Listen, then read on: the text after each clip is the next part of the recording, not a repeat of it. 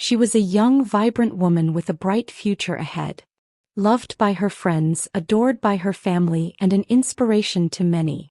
But one tragic evening her life came to an abrupt and devastating end. Who was Lilie James and how did love turn into betrayal? Welcome back to Chilling Fireside Stories. Your support and subscriptions to my channel mean the world and allow me to share stories that matter. Today we delve into the tragic and chilling case of Lilie James, but before we begin, I must warn you that today's story involves sensitive topics. Viewer discretion is strongly advised. Now grab a warm drink and let's begin. Lilie James was born on May 21, 2002 in Sydney, Australia. She was the beloved daughter of Jamie and Peter James. She grew up alongside her brother Max, and the two were particularly close to their grandmother, Barbara. Raised in an eclectic city, Lilie was exposed to a high quality of life and embraced every moment with boundless energy and joy. Known for her independence and vibrant spirit, Lilie was always on the go, living each day to the fullest. Friends, relatives, colleagues, and acquaintances commonly described her as loyal, fun, and bright. She was an absolute joy to be around, spreading positivity wherever she went.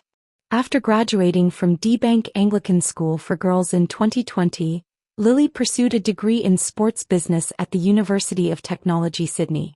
Naturally ambitious, she worked hard to achieve her goals and dreams. Despite her busy schedule, she always made time to support her brother Max, her friends, and her family. Lilie loved to dance and had a deep passion for water polo. Her dedication to the sport led her to a part-time coaching position at St. Andrew's Cathedral School, and that's where she met Paul Figen. Born in 1999, Paul Figen was the son of an affluent Dutch family. His parents, Stef and Esther, were high-flying corporate professionals who, despite their demanding careers, adored their only child. Paul's father, a marketing and communications consultant, relocated the family from the Netherlands to Australia following a promising opportunity. Moving to Sydney in 2015 paved the way for Paul Figen to attend St. Andrew's Cathedral School, where he quickly became a sports captain and a member of the school leadership team. Although Paul returned to the Netherlands with his parents in 2018, he came back to Sydney after graduating from university in 2020. Once again, he found himself living in one of the world's most exciting, albeit expensive, cities. Sydney offered excellent healthcare, stellar education, and an active sports culture, perfect for Paul, who aspired to become a sports teacher. Paul continued working at St. Andrew's Cathedral School as a cricket and hockey coach, and he also became an after-hours coordinator while studying for a master's degree in teaching. Living in a semi-detached house in Kensington, he was polite and courteous to his three housemates, although they described him as sometimes messy.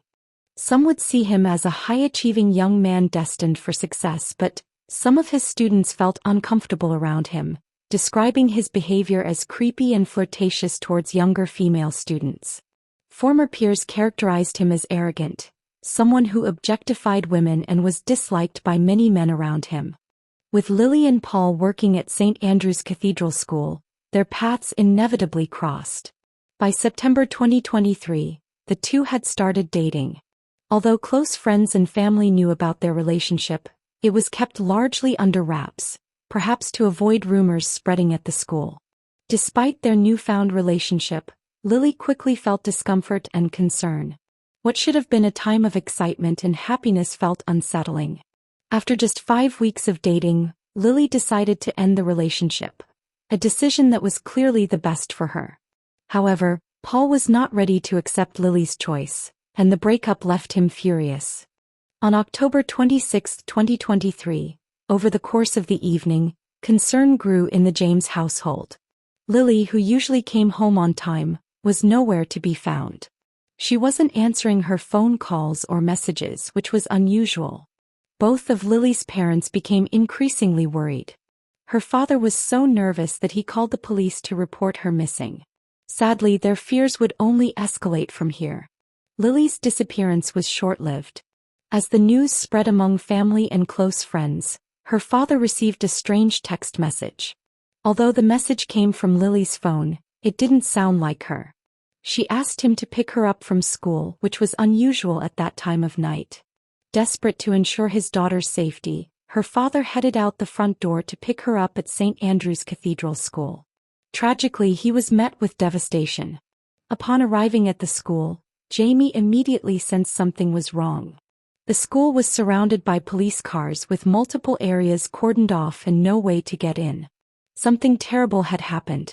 Jamie's world came crashing down when authorities received an anonymous call declaring that a body could be found on the school grounds and that it should be investigated. Officers arrived at the school shortly before Lilie's father and were met with a confronting scene. The body of a young woman was found in the bathroom of the school's gymnasium.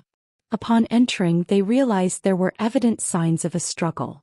The victim had been tragically bludgeoned multiple times with a hammer. That victim was soon identified as Lilie James.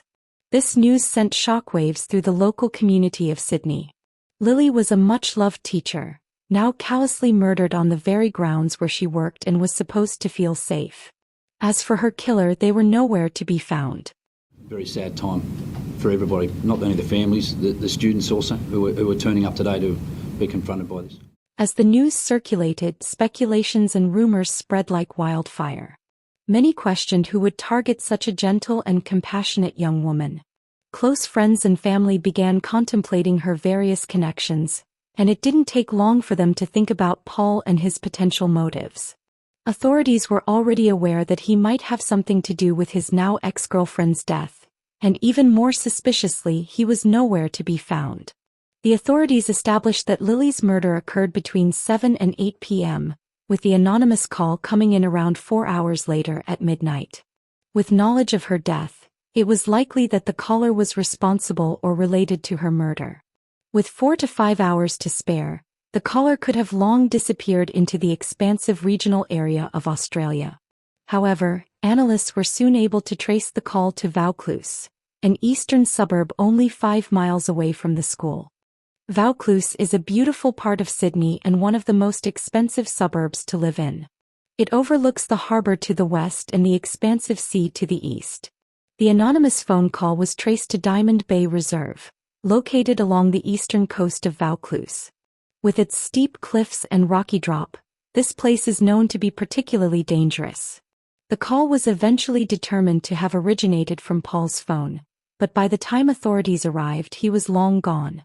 After digging through surveillance footage recorded by a private home, detectives found more concerning clues. A security camera from a local house captured a Lexus vehicle parked along the curb of Chris Bang Crescent, right next to Diamond Bay Reserve and the Gap, at 8:47 p.m., roughly 1 hour after Lilie's murder. The driver emerged from the vehicle at 9:04 p.m., walking westward with a bag and a relatively calm posture. After identification, it was confirmed that this man was Paul Figen.